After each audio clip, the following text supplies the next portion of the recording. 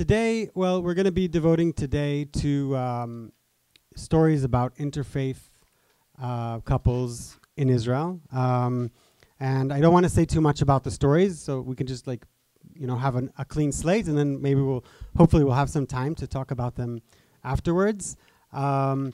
Before I do that, I just want to share just a little bit about what we do in the podcast Israel Story. Have you guys ever heard of the podcast Israel Story? Oh, cool. Thanks. So some listeners here. Basically, I won't take too much of your time, but I did prepare a neat little intro. So we started this four childhood friends.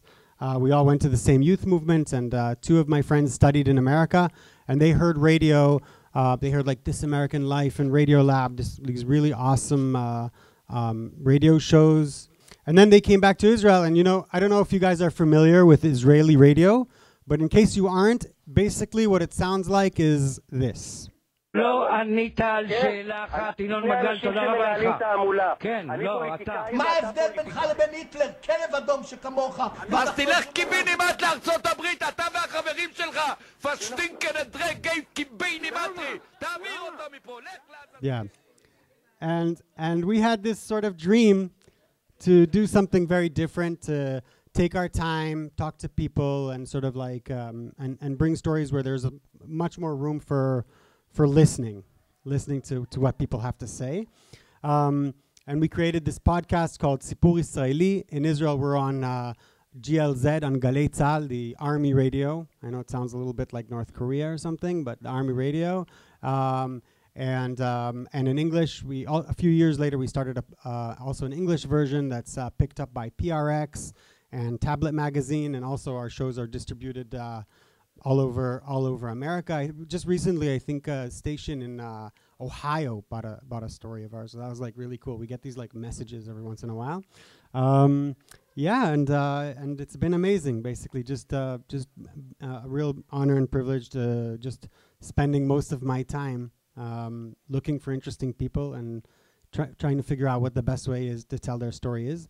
And what we're going to be doing today is something a little bit nostalgic for some of you, and something totally unheard of for other people of you.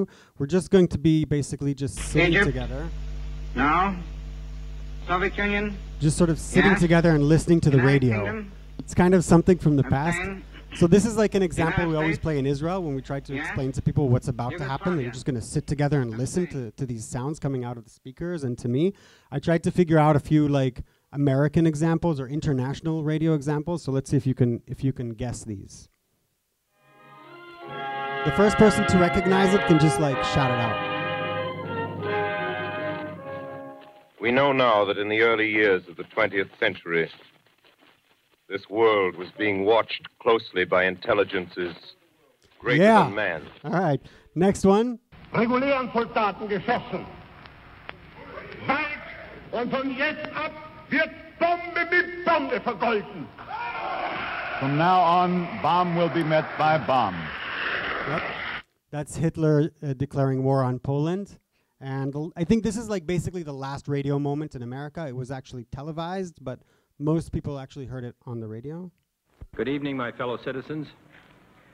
This government, as promised, has maintained the closest surveillance of the Soviet military buildup on the island of Cuba. Yep. So this was actually televised, but most people heard it in the radio, and from then on it was all TV. So we're going back to the radio age now, and so try and sit back, relax. Yeah. Feel free to close your eyes and just listen to this story. You guys ready? Where would you like to live? In Israel? By the sea. Tel Aviv, ya habibi, Tel Aviv. I grew up dreaming of the sea every night. I see it on TV, I see it on pictures, I see it on internet, but I don't see it in real life. Have you ever been to the beach in Israel? No. I did not, because I never got the permit. Are you scared? Scared for him, yes. For him mostly. And for me, because I I can't imagine him being harmed. It's funny because I'm actually afraid for her. I'm scared of her giving up some chances because of this relationship. Living in this relationship, you have to choose between future or love. If you choose love, you're kind of blind for the future because you never know what's happening tomorrow. I can't tell you exactly where I recorded this story. I can only say that it was in a sort of no man's land, in the middle of wilderness. Would you like coffee or tea? Maybe coffee? Sure, just let me make the fire. It's not completely Israeli territory, nor is it exactly Palestine either. And it's one of the most breathtaking places in the region, which is completely suitable because you see the heroes of this story, well, they're just as beautiful as the scenery around them. We kind of don't have other place to go for now. Yeah, if we want to keep our relationship going on, we have to live here. There is no other options.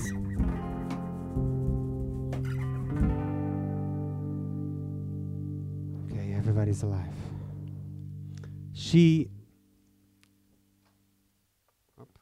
My name is... Sorry. She is this tall, blue-eyed fairy tale princess, and he is a dashing Arabian prince. Both of them are barefoot and tan. My name is Sarah.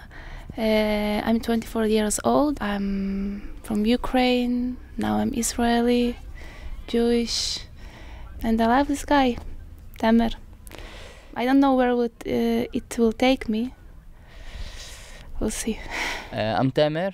I'm 19 years old. I'm a Palestinian citizenship, and the love of my life is an Israeli Jew girl.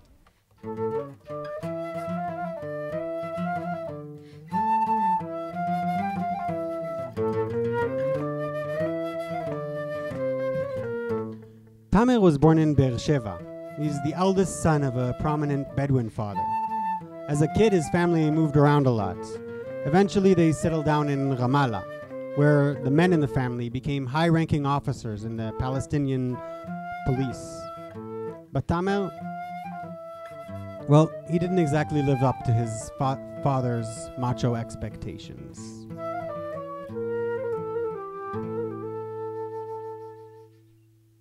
I never felt right doing the same things that other kids are doing. I wanted to be the different kind. One day, when Tamer was 13, he went over to his neighborhood's community center to meet up with some friends and maybe play some ping pong. But it was closed. And there was the first dance class in the studio right next to us. And I just entered my head to check what's happening. Tamer saw a group of people twirling, swaggering, making all kinds of weird moves and bolts and free-flowing struts. His gaze was transfixed. The teacher, noticing his curiosity, well, she walked over to him and she asked if he cared to join. I told her it's not nice. You see, coming from a traditional Muslim background, all these flailing arms and legs and the gyrating torsi, they just weren't, they all seemed incredibly unwholesome. She told me, okay, stay with us for a few days, do the movement, and then leave. Those few days, well, they became months and then years. I guess you could say that Tamer, well, he kind of turned into the Palestinian Billy Elliot. He likes to boogie. He likes to boogie. I wake up and I'm going to regular school and I can't wait to finish, so I go dance. I go home, I'm watching dance videos, and I'm postponing studying because I want to dance and read dance books. It became my happiness, my sadness, my anger, everything. Eventually, dancing became my life. But he knew that this was not something that his dad would condone. So I told them I'm in the football team. He kept up that lie for quite a long time. And after 2 years, I was home, but I didn't know that the football team that I was supposed to be in is having a big match. And I was home just relaxing at the TV. And then they discovered that I'm not in the team because they were actually planning to go to the football match, but I was home. So his parents tried to convince him to quit, but Tamer was set on dancing. Begrudgingly, they learned to live with a son who was more at home in a dance studio than at the mosque, who preferred a cold beer to sweet tea, a son that was mingling with the bohemian artsy scene of Ramallah. But there were red lines that he hadn't yet crossed. I was in a bar in Ramallah having a beer, and I see a beautiful girl in the table next to me also having a beer. Okay, so we're going to get back to that scene at the bar in a little later. But for now, we're going to travel due north, 2,000 kilometers, to Kiev, Ukraine, where 10-year-old Sarah, she had a totally non-Jewish, Russian-sounding name back then, was trying to figure something out. Our family looks different. Our mentality is a bit different from the Ukrainian ones. Although we don't have other religion, like we're not religious family, we don't have another language, so why we are different? I never understood really. But she was about to.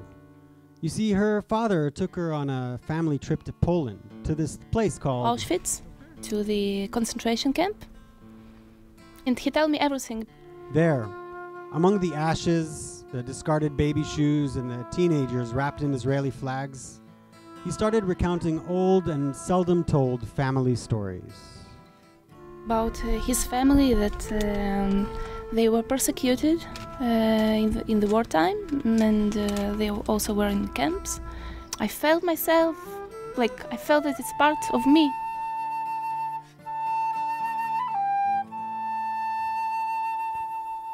Growing up, Sarah often heard anti-Semitic remarks being, just tossed around in school, but she never really paid them too much attention.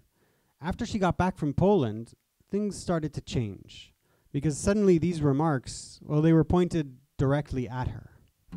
Are you Jewish? I say, yeah, part of my family are Jewish. Wow, what a shit, what a shit you have in your life. Or, yeah, we really are disappointed that Hitler didn't kill all of us. He would clean up this place from all the shit like you. Sarah decided that if she was going to be on the receiving end of such remarks, she might as well know something about this new group that she was now being identified with. Girls are usually not prohibited, but they don't learn Talmud. But I did this. I just was going to Beit Midrash in Ukraine and sitting with boys and telling them, I stay here and I learn. And eventually I said, okay. And I discovered something very beautiful that I belong to. As Sarah was slowly becoming more and more religious, she began feeling something that so many Jews over the generations have felt before her. I felt kind of not welcome at the place I was born and raised in. And to make matters worse, when I became religious, my family kind of cut from me. You see, Sarah's family were fervent atheists, and this new version of their daughter as this pious woman in long skirts, it just felt foreign and threatening, and they didn't want anything to do with her. Feeling basically alone in the world, Sarah decided it was time for a change of scenery. When she turned 18, she moved to Israel and landed in a Haredi Ulpana, or an all-girls boarding school, in Jerusalem.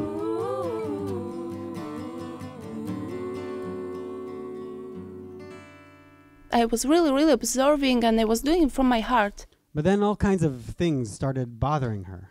When I came there, I discovered that they don't learn anything. They just say, TV is bad. You have to wear the big, thick socks in the summer because it's good.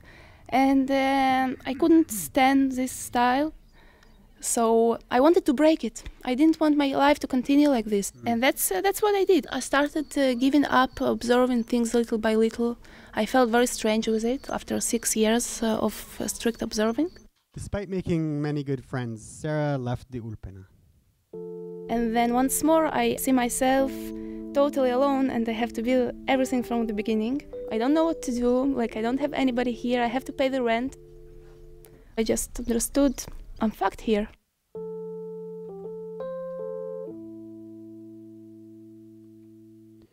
Around this time, Sarah started hanging out at this hummus bar in Jerusalem.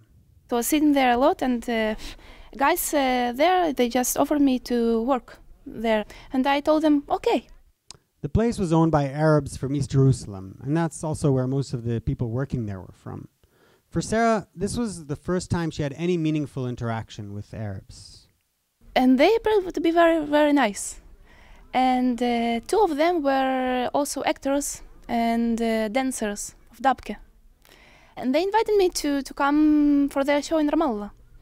And I thought, I come to Ramallah. Okay, I come to Ramallah, no problem.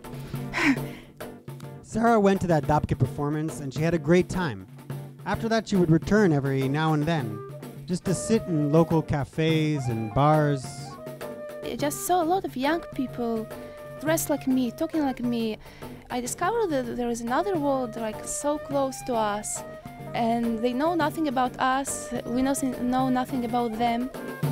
I think it bears mentioning here that Sarah, she still isn't a political activist or a peacenik or anything like that.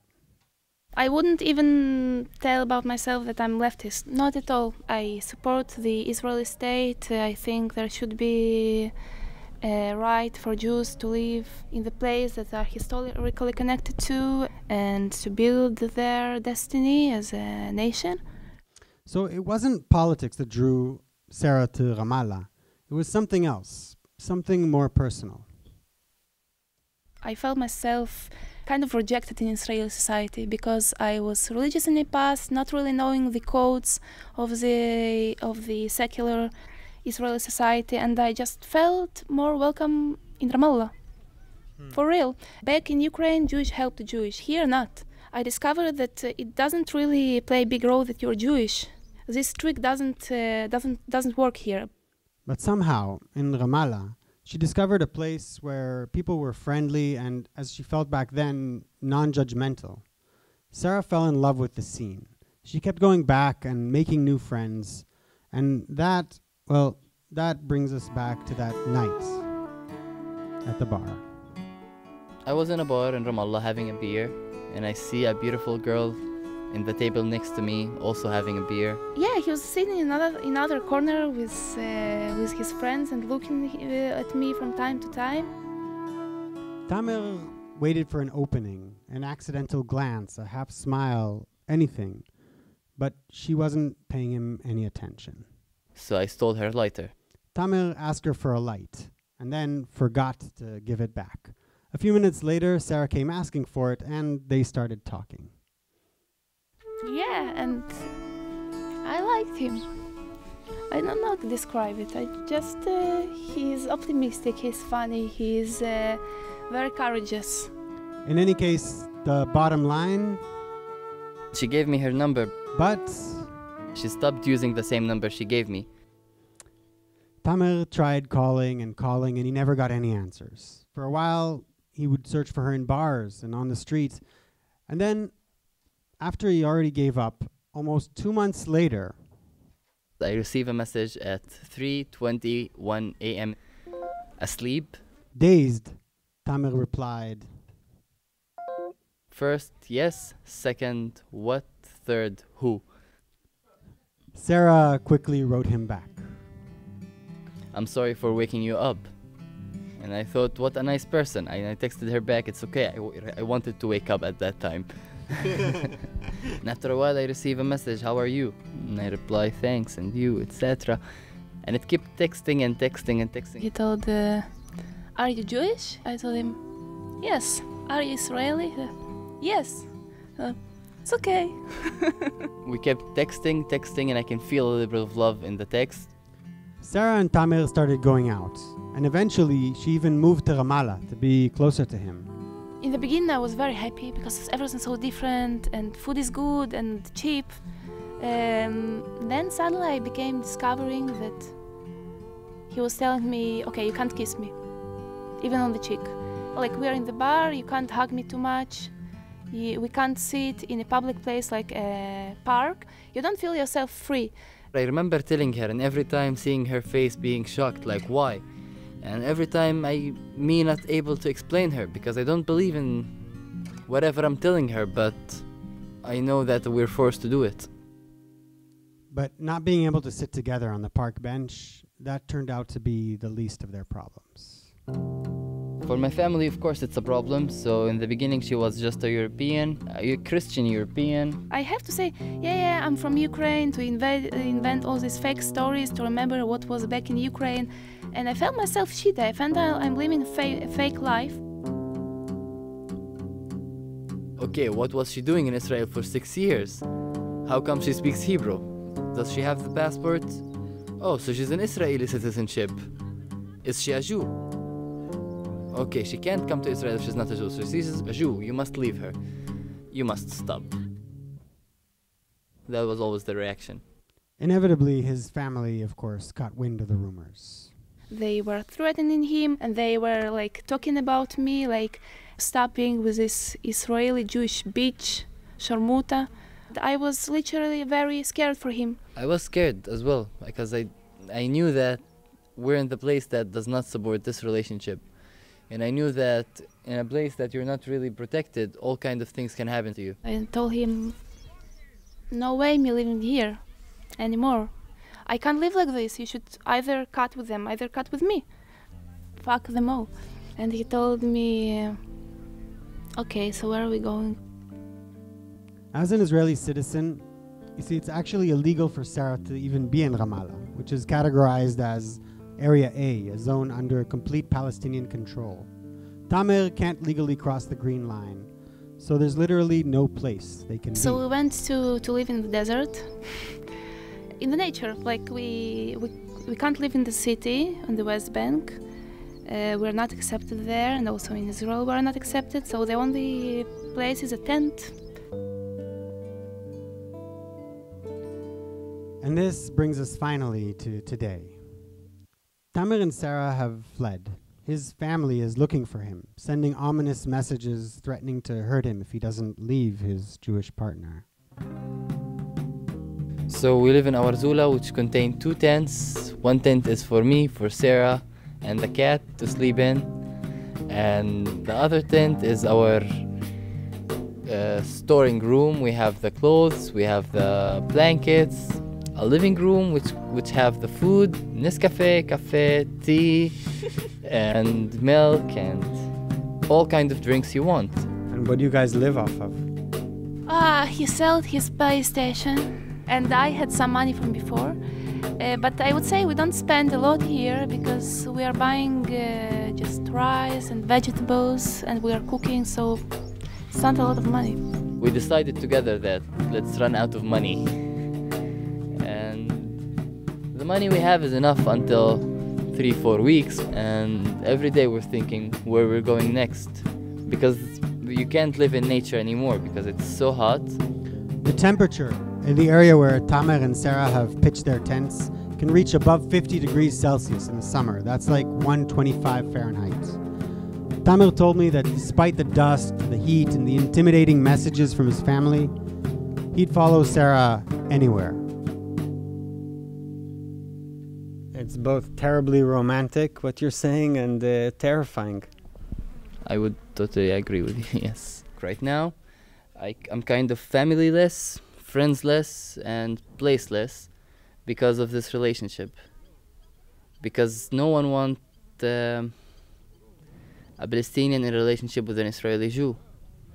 But I don't know, my love to her is way stronger than all these things, so I took the decision of allowing myself to fall in love with her. At the end of our interview, after I closed the recorder and packed up my gear, Sarah turned to me and asked me a very direct question.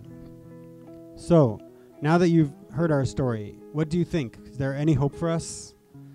I looked at her and then at Tamer, at their beauty, at their youth, and I took a last sip of the black coffee that they just made for me on a fire that was still fizzling out in the corner. And I thought to myself that if anyone had a chance, it's these two. I mean, they're so in love, they're so brave, and they've already been through so much together. I wish I would have just said yes, but I didn't. I didn't because it seemed hypocritical. And as beautiful as they and their story and the mesmerizing desert sunset around us all were, deep down I feared that the reality would prove too difficult for them. That sooner or later they would crash. Now, you know, in our line of work, we have a lot of power. We meet people and then we listen to them and we go home and we think about how to present their tales. We can, edit certain aspects, leave things out, decide where to begin. But unfortunately, we can't control the facts or the outcomes of our stories. And sometimes I wish we could. There are occasional IDF patrols in the area where Tamer and Sarah pitch their tents. They've caught Tamer a few times already in the past, and they let him off with a warning. He's what's called a shohe bilti chuki, a shabach, an illegal alien. And as such, he's not allowed to be in this area.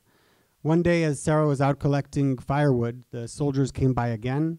And when she returned to their tent, Tamer was nowhere to be found. A couple of days later, she received a text message. I was caught by the police, it read. I will be investigated in Ramallah tomorrow. All my papers, my ID, my passport, everything was taken. I don't know what else to say. Depressed, tired, and heartbroken, Sarah didn't really want to stay in the tent alone, waiting for an uncertain future. So she booked an open-ended ticket to Norway.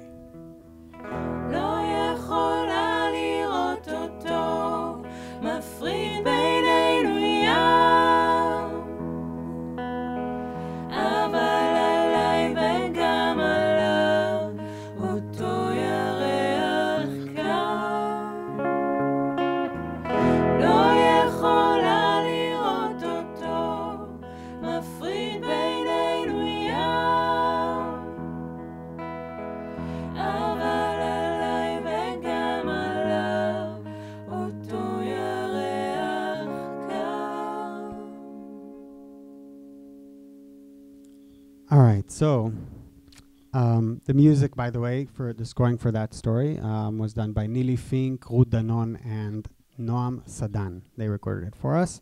I don't want to leave you with such a sad ending, and maybe like that kind of on that note. So we're gonna jump right into our second story today, and then we'll maybe talk about the stories later. So this next story was aired only in Hebrew, but I kind of made an English version for it. So all the inserts will be in Hebrew, but I think I kind of made it so that everybody should be able to understand. Okay, and this couple actually kind of like the reverse situation. So they met in the desert and they brought their love back into the city, but it'll take us a while to get there. Okay. טוב, לי קוראים איהאב, איהאב בלחה מיפו, אני בן 45, זקן, חתיאר.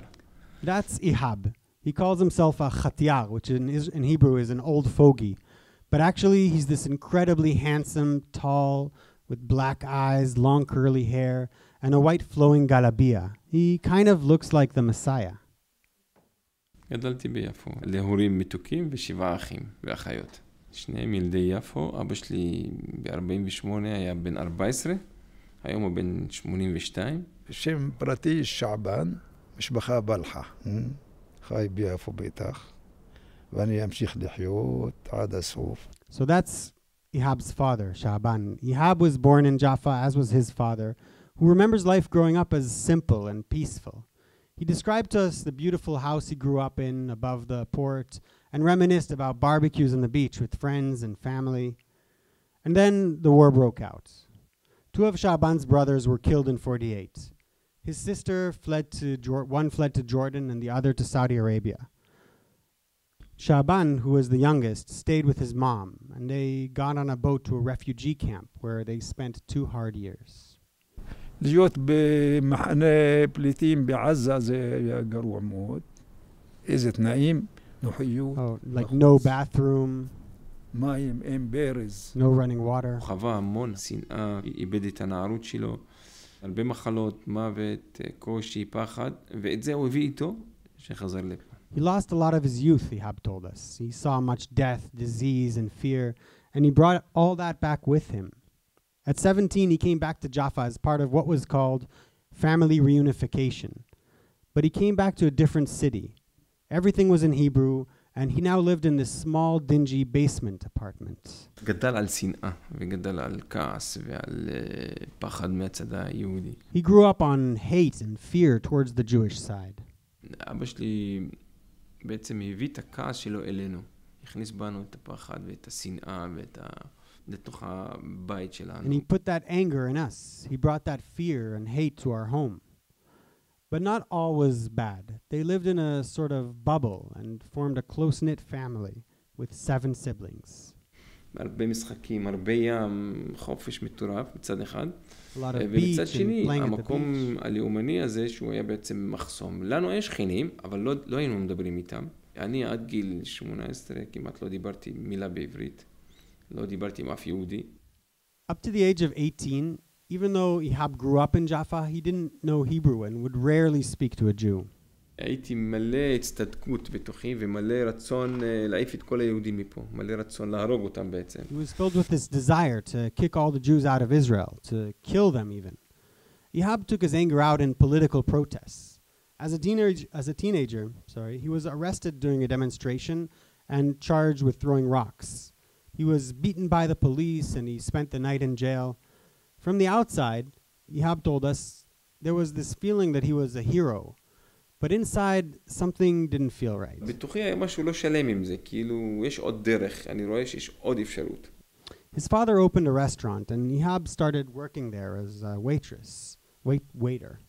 And there, for the first time, he was exposed to Jewish Israelis.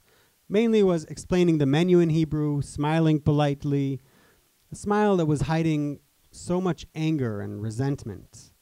Ihab would look at them, would listen to their conversation, but he would never engage.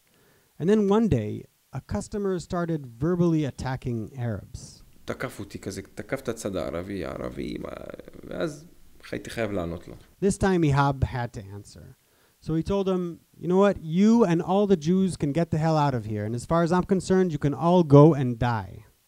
אז הוא אמר לי, אני גם מבחינתי שכל הערבים ימותו, אני שונא את כולכם. ואז היה לנו מחנה משותף, בעצם שנאה. He told them all the Arabs can go and die. And then from this common denomination of hate, Ihab and this guy became friends. Once a month, Gidi, this is the Israeli Jew's name, would come to the restaurant with new ammunition, newspaper cutouts and such, and Ihab would bring his own cutouts, and then they would fight and debate. התחלתי לחכות לו בלב, כאילו, איפה הוא? אני מצאתי את עצמי יכול לדבר איתו, יכול לשתף אותו, יכול לתקוף ולהיות במקום בטוח כזה. I found myself waiting for him, like I can talk to this guy, both share and attack, but still be in a safe place. And so a friendship was forged. Gidi lived in Jaffa, and one day he invited Ihab over to his house. Ihab debated whether he should go or not. הסתכלתי שמאלה ימינה אם מישהו רואה אותי בשכונה. ועליתי אליו. Ihab came ready to attack. He had a bag full of articles. But he found Gidi slumped on the couch, looking totally depressed. Ihab asked him, what's up? אז התחיל לשתף אותי בעניין האישי שלו. Gidi started sharing with Ihab about how his girlfriend had just broken up with him. And instead of fighting, well, they found themselves crying together. ואז התחלנו לבכות, ואז במקום לתקוף אותו, התחלתי לנחם אותו, אני מוצא את עצמי מנחם אותו. That was the beginning of a long path for Ihab. At 28, he opened a restaurant in Tel Aviv on Dizengoff Street and kept making more Jewish friends. When the second Intifada broke out, at the height of the tensions between Arabs and Jews, Ihab initiated these meetup events. About 150 people showed up for the first one. And like a good joke, like any good joke, they all had a rabbi, a priest, and a sheikh. They called these sulcha meetings. And things were going really well for Ihab. כאילו אלוהים נותן את הברכה פה, אבל עם המשפחה לא היה לי קל. הזמינו אותי לשימוע פעמיים, אמרו לי, זה לא אצלנו. But his family, they weren't taking this well. They eventually informed him that they would cut connections if he kept holding the sulcha meetings. But the desire to create change was stronger in Ihab than even family bonds. So Ihab stayed on course, and he was gaining momentum. At their height, 5,000 people, 5 Israelis and Palestinians, showed up in Latrun for a sulcha evening. Following this event, Ihab was invited by the Dalai Lama. And during all this period, Ihab, who was very secular, found himself growing closer and closer to religion. ראיתי שכל מה שאני עושה בכלל זה אסלאם אמיתי. אסלאם זה שלום, זה אהבה, זה סלام. זה האסלאם בעצם, לחבר בין בני אדם, לקבל את האנשים, לכבד את האחר. I saw that what I was doing was true peace, was true Islam, was love. to connect people, to accept women, to respect the other. Ihab started studying and going to the mosque. At 34, Islam paved his path back to his parents' house. You see, they were both religious, and as they saw Ihab pray, their hearts opened up, and soon so did their door. Ihab walked back in through that door, and in with Ihab came groups of Jewish visitors. You see, Ihab brought the sulcha into his parents' living room. היה לי ברור שאני צריך קודם כל להעביר את אבא שלי ואת אמא שלי מה שאני חווה. I knew that my dad had to go through what I had been through. The Jews would sit on the floor as Shaban told them his life story. And bit by bit, it seemed as if he was connecting between these two impossibly distant parts of his life. At 35, Ihab's mom called him and asked him to go on Hajj with them to Mecca. וואי, בשבילי זה היה הרגע הכי מרגש. הלב נפתח, בכיתי המון. My heart opened up, I cried a lot. And then over there in Mecca, his dad springs on him what I think is the real reason they wanted to take him all the way over there in Mecca. They wanted to have the talk. ואז במכה אבא שלי אומר לי, אתה השתוללת, טיילת, הלכת עם יהודים, שלום, בלה בלה בלת, הגיע הזמן שתתחתן. It's time to get married, in short. Yeah. תשמע, אני מבטיח לך, אינשאללה, שנחזור, אין לי אישה, אינשאללה, נמצא את הכלה הנכונה. Ihab told him that he doesn't have the right bride yet, but inshallah, when they get back, they'll find the right bride. ואז הוא אמר לי, תשמע, לחתונה שלך, לא רק שאני בא, אני גם ארקוד. In your wedding, not only am I going to come, I'm going to dance. All right. When Ihab got back to Tel Aviv, a group of friends invited him to come down with them to Sinai. So just after getting back from Saudi Arabia, he packed his bags, and the following evening, Ihab found himself sitting at a beach party, the Sheba band playing acoustic around a bonfire. והייתה בחורה יפהפייה, שרקדה עם צעיף כזה. There was this beautiful girl dancing with a scarf. פשוט התאהבתי, בירח מלא, ולא הפסקתי להסתכל עליה. I simply fell in love. In a full moon, I couldn't take my eyes off of her. Ora, that's her name, is a Jewish girl from Rosh Pina. He sat next to her and he tried charming her, making her laugh. When he asked her what her plans were for tomorrow, she told him she was going to see some old Bedouin storyteller, a guy named Said. So he asked her, what time? אמרתי לה איזה שעה, היא אמרה לי ב10, אמרתי, אוי, גם איתי הוא קבע ב10. Amazing, he told me at 10 as well. אני לא הכרתי את סעיד, לא ידעתי מי זה סעיד. אז אמרו לי, יאללה, בוא נלך ביחד. אמרתי לה, איזה יופי. They set to go together in the morning, but Ihab was awake all night thinking about her. He finally fell asleep around daybreak, and when he woke up, it was already afternoon. ואיך שקמתי אמרתי, וואו, אלוהים, הצלת אותי מהיהודיה הזאת. Thank God for saving me from this Jewish girl. But his heart wouldn't let it go.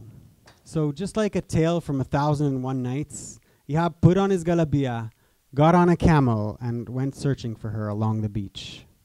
ופתאום אני רואה אותה יושבת לבד, ואז היא אומרת לי, חיכיתי לך כל היום. She was sitting there alone, and she told him, I've been waiting for you all day. ואז היא אומרת לי עוד משפט, אתה לא תיגע בי עד שנתחתן. הייתי בהלם. זהו. תוך יום התחתנו. You won't touch me until we get married. Ihab was shocked. The next day, they got married, alone in a private ceremony. They got back to Jaffa and they were living together, but nobody knew that they were actually married. Ihab's parents had even met Ora in many of these sulcha meetings, but nobody suspected. After 2 months of this, Ihab raised the courage to go and finally talk to his parents. אמרתי לה, אם אני לא חוזר, תביני, בשבילך הלכו חיי, אני מענך. If I don't come עשו back, ממני ברביקיו, מנגל. understand that I gave my life for you. Upon hearing this news, Shaban started throwing things at Ihab, who quickly retreated from the house. Later, a sister called him and said, that's it. Don't come back anymore. אל תבוא, נגמר הקשר. יותר אל תתקרב אלינו. ועוד פעם נידוי. After 3 months of banishment, one morning, Ihab is alone at home. A knock on the door. The people on the other side of the door introduce themselves as Ihab's distant relatives from Holland, cousins of his father. אמרתי לו בוא, Sorry, and they asked if he could take them to his father. אמרתי לו בוא, באת בזמן, להציל אותי. אני אקח אותך להורים, בטח הם לא יגרשו אותי, אני בא עם אורחים, זה לא מקובל לגרש אותי. So figuring that arriving with guests, his father wouldn't dare drive him out, he took them to see his father, and this time he came with Ora. Eventually, without the father realizing that Ora was the said Jewish girl, the topic of conversation came around to Ihab and his Jewish partner. ואז הוא אומר, אני לא אתן להם, הוא משוגע, הוא חושב, הוא זה, טייש, בערבית מהבול כזה. Shaban goes on, I won't have it, yada yada. And then one of the Dutch cousins just kind of cuts him off and says, do you know who he's marrying? הנה, זאת, תצביע עליה. This girl.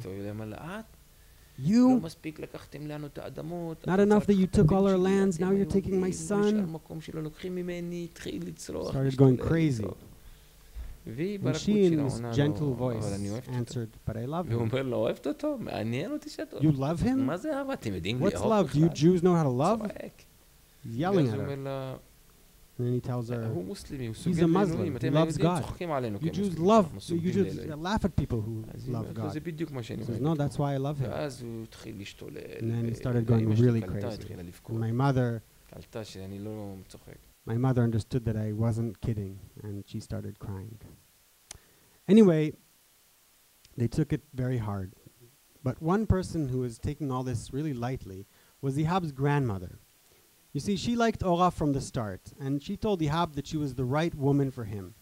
A few months later, Grandma passed away, and Ora cooked and sent over food for the bereaved family. 3 days later, she showed up herself. She sat with Ihab's mother, and they cried. Slowly, bit by bit, Ihab's family got to know her, and even love her. How are you with Ora? לא, היא בסדר גמור. Not fine, she's okay. היא בסדר גמור. She's a good woman, gentle, smart. She's okay. גם הוא בסדר גמור. He's also הוא היה okay. בסדר. If he wasn't okay, we wouldn't keep going like this. Ora became part of Ora became part of the family. Today, her and Ihab have 3 kids. נור אללה ואניס אללה בן 5 וחביב אללה בן 8 חודשים. All boys. 4 ילדים סביבה מסכנה. הערבים השתלטו על היהודייה הזאת. Arabs took control of that poor woman, Ihab jokes. And regarding his father, Shaban, well, Ihab sees him as the real hero of this story.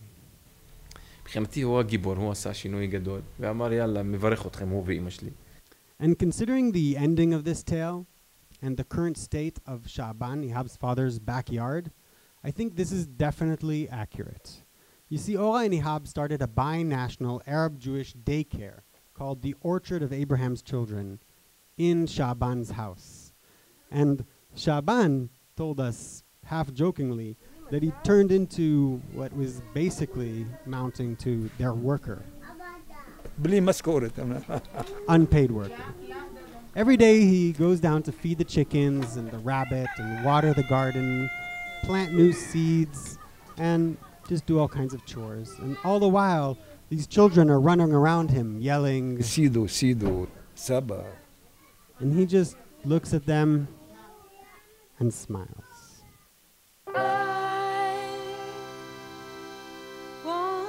Show you a way, show you a way to an island of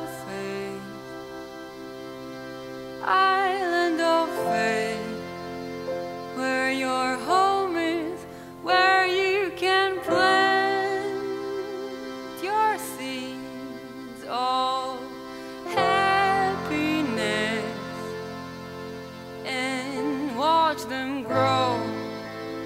And the skies are yours Okay, so you've heard two really different stories today with two very different outcomes. Yihab and Ora are still living happily together and doing all kinds of amazing things in Jaffa, raising a beautiful family. So now I'd love to open up with whatever time we have, and I think we have like about another 15 minutes or 10 minutes or something like that. And if you have any questions about these stories or things you'd like to ask about making them or anything, and if not, I could say a few words. Yeah, so no, we didn't have any radio experience. We literally came into this super naive, and it took us like, we literally just got together in the living room of one of our friends, Shai, in Jerusalem, and just opened up like a cardboard box and just started pouring ideas for stories that we had on there. We had, and then we just kind of taught ourselves what to do. We had some help. We actually our program, the format of our program is copied from the format of This American Life. So we actually came to them and we told them like, hey, we're copying your show. And they were like, actually, they liked the idea. They were really cool about it. And they even invited us over for like a kind of work internship where we could like just kind of tag along and see what they do.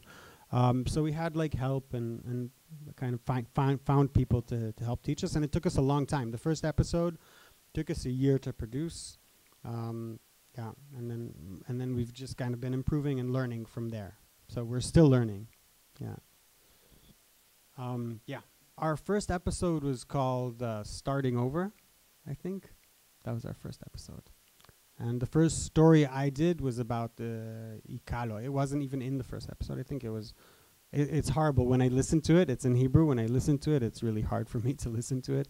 Thankfully, I got a chance to go and redo it in English, that story. So I think I'm going to actually, I have also a session about it if you want to hear it. You can hear about this amazing Eritrean friend of mine. Yeah. Does he talk like that in real life? I think so. Yeah. I mean, I think it's a little less than that, but he's okay. He's nice. I don't know him well enough to comment on that. You know, like my time with Ira Glass was very like work oriented, so I don't know him. I've never had a beer with him or stuff like that. The people from Radio Lab are lovely. Yeah. Yeah. Yeah. This is actually something I think Ira Glass said. Like I learned from Ira Glass, something that he says. That basically like the components of a good story are one, it's very like mechanical. This happened, this happened, this happened, and then that happened, and then that happened, and the things need to flow from each other and have like the hero of the story needs to have decisions that he's made along the way. That's part of what makes a good story, but that's not enough. The other component is you need to see yourself in the story, or you need to see a bigger question or a bigger issue in the story. Otherwise, it doesn't relate to you. It's just something that happened to something, but it has no bearing on you, so you would never develop any kind of interest or emotional connection to this story. So it's definitely something we think about, and before we even set out, we're like, okay, is this story is it a good story? That's one. And B, is it interesting? What issues does it raise? What are the themes of the story, so to speak? And then we try and kind of like incorporate those into the story. So it does have some kind of a message, not a message in the sense of, you know, go home and this is what you should think or something like that, but kind of like getting you to think about the issues or you know, what this could mean. For example, I don't know, for me, I remember hearing Sarah talk was kind of painful for me because I was really sad that she came to Israel and felt that she couldn't find a place for herself. You know, you can justify it, you can do all kinds, but bottom line is there's this lost Ukrainian girl right now in Jerusalem.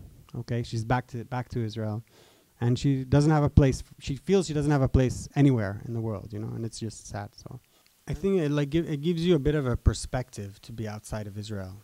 I think it's maybe I'm not out of the country enough time, like long enough yet.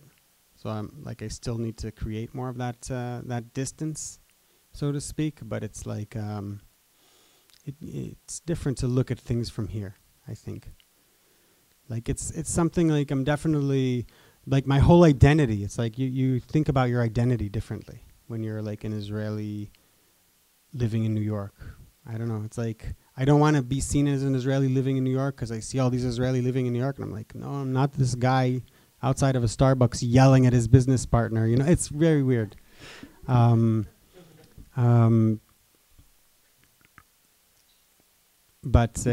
on the other hand, I am this Israeli living in New York. So I don't know. I don't have a good answer. This is the truth. I'm still midstream of this, that's why. Maybe I'll have a better answer in like 3 months or so. Yeah. I'm always looking for stories. Some of you here were in my previous session that was actually about an Israeli living in New York State, not in New York City, but so yeah, definitely. Always looking for stories everywhere. Like we've gone everywhere in terms of stories. I've done stories from like the Hidden Valley in Peru, from really remote places. We get to Australia, and really anywhere. Not always physically, but our microphone gets there and we make it sound as if we were there, if we're not physically there. Yeah. Yeah. I've told some of my own stories. I'm not as interesting as many of the people that I find. And me personally, I'm like sometimes I'm somewhat attracted to these stories that are kind of extreme in a way, you could say. So I feel like sometimes compared to these stories, like, I don't know, people going to Switzerland, to kill themselves, or 3 blind brothers who became the biggest hackers in Israel, or I don't know, a guy who devoted 20 years of his life to fighting the judicial system so that they will enable him to throw his body into the ocean, or all kinds of like really out there things. I'm like, my life is so boring in comparison. But there's definitely like, and it's a matter of different styles, also. Because like Mishi, my partner, he loves telling stories about himself. All right. So yeah, feel free to talk to me afterwards, and please check our podcast out, download our tune. Yeah.